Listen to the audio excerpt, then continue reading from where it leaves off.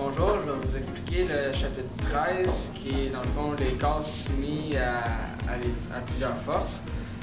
Premièrement, on a le diagramme de corps libre qui est ça ici. Donc on a la force normale qui est la force qui retient l'objet vers le haut. On a la force gravitationnelle qui est la masse de l'objet fois la force gravitationnelle qui pousse vers le bas.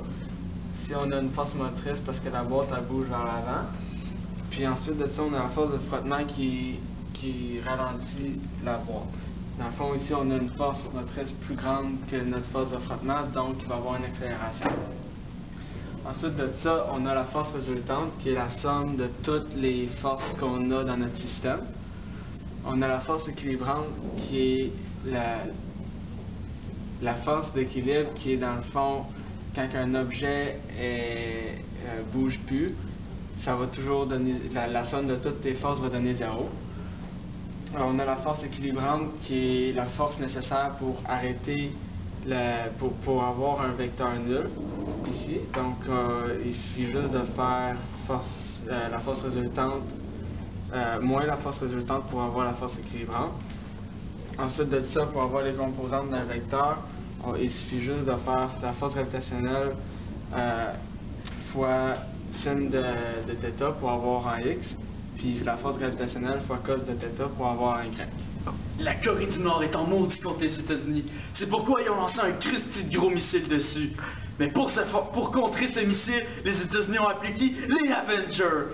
Fait que là, pour arrêter le missile, ils ont demandé à Iron Man de pousser le missile. Mais, étant donné que ça prend du temps à Iron Man avant d'arriver au missile, ils ont demandé à Thor d'essayer de ralentir le missile avec une super grosse tournade. Sachant que la force exercée par le missile est de 1 million de newtons à 242 degrés, que la force gravitationnelle du missile est de 98 000 newtons à 270 degrés, et que le vent exercé par Thor exerce une force de 175 000 newtons à 125 degrés, quelle est la force équilibrante et l'orientation que Iron Man devra exercer sur le missile pour le laisser dans les airs?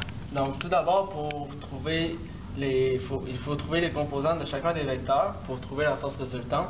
Donc, il faut commencer par faire 1 million fois cos de 242 degrés pour trouver ceci en x.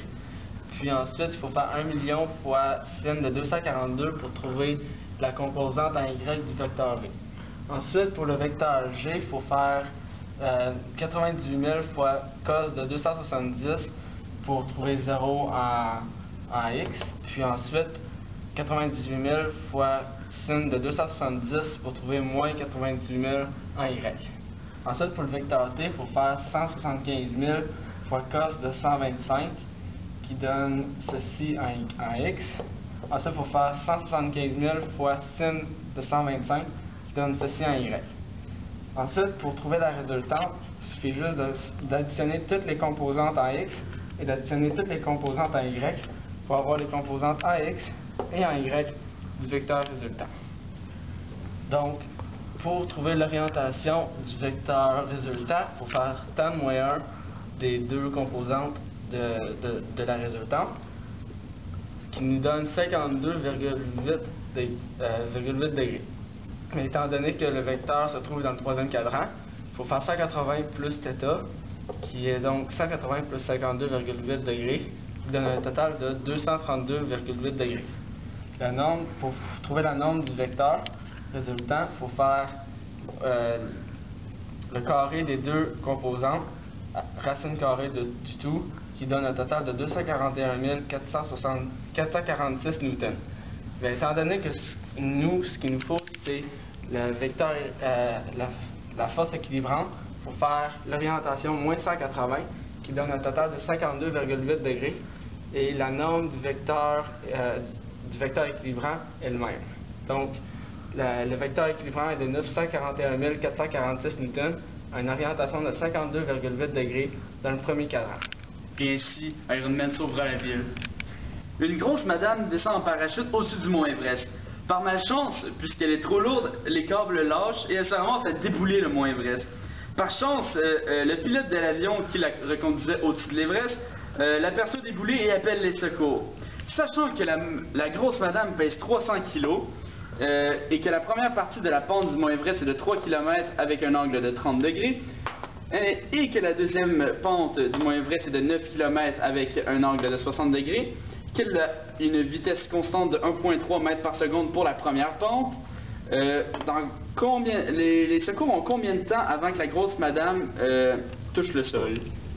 Donc, pour arriver à notre réponse, il va falloir qu'on trouve les deux forces de frottement dans chacune des pentes. Il va falloir qu'on trouve l'accélération dans la deuxième pente, étant donné que la vitesse est constante dans la première pente. Ensuite, il va falloir trouver la vitesse finale dans la deuxième pente et le temps total qu'il va falloir au secours pour arriver. Donc, il faut commencer par trouver la force gravitationnelle qui est 9,8 fois 300 qui donne 2940 newtons. Pour trouver la force gravitationnelle en X, il faut faire la force gravitationnelle fois sin de 30, qui donne un total de 1470 newtons.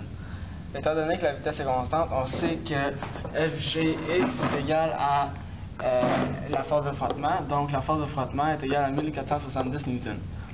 Donc, pour trouver la force normale, qui est dans le fond Fg en Y, on fait la force gravitationnelle qui est 2940 newtons fois cos de 30 degrés, qui donne un total de 2546,11 newtons. La force de frottement est égale à la constante cinétique fois la normale, force normale, qui est donc 1470 newtons est égale à la constante cinétique fois 2546,11 newtons, donc on a une constante cinétique de 0,58. Pour un Y, il faut faire la force gravitationnelle fois sin de 60 degrés, qui nous donne un total de 2546,11 newtons. Pour un Y qui donne notre force normale, on fait 2940 newtons fois cos de 60 degrés qui donne un total de 1470 newtons. Donc notre force de frottement pour notre deuxième section est de 0,58 qui est notre constante fois 1470 pour un total de 852,6 newtons. Donc notre force totale est égale à notre force gravitationnelle en X moins notre force de frottement de la deuxième pente, qui est donc AM, qui est donc l'accélération fois la masse de la madame, qui est de 300 kg, est égale à un total de 1693,51 newtons. L'accélération est donc de 5,65 mètres par seconde carré. La vitesse, étant donné que la vitesse est constante dans la première partie, on sait que la vitesse est égale à la variation de distance divisée par la variation de temps. 1,3 mètres par seconde est égale à 3000 mètres divisé par le temps. Donc la variation de temps dans la première partie est de 2308 secondes. Pour la deuxième pente, on a besoin de trouver la vitesse finale pour commencer. Donc la vitesse finale au carré est égale à la vitesse initiale plus 2 fois l'accélération fois la variation de distance. En remplaçant les variables, on arrive à une vitesse finale de 319 mètres par seconde. Ensuite de ça, pour trouver la variation de temps, on utilise la formule de l'aire sous la courbe. Puis en remplaçant les variables, on arrive à un total de 56 secondes. Donc en additionnant les deux variations de temps des deux pentes, on arrive à un total de 2364 secondes.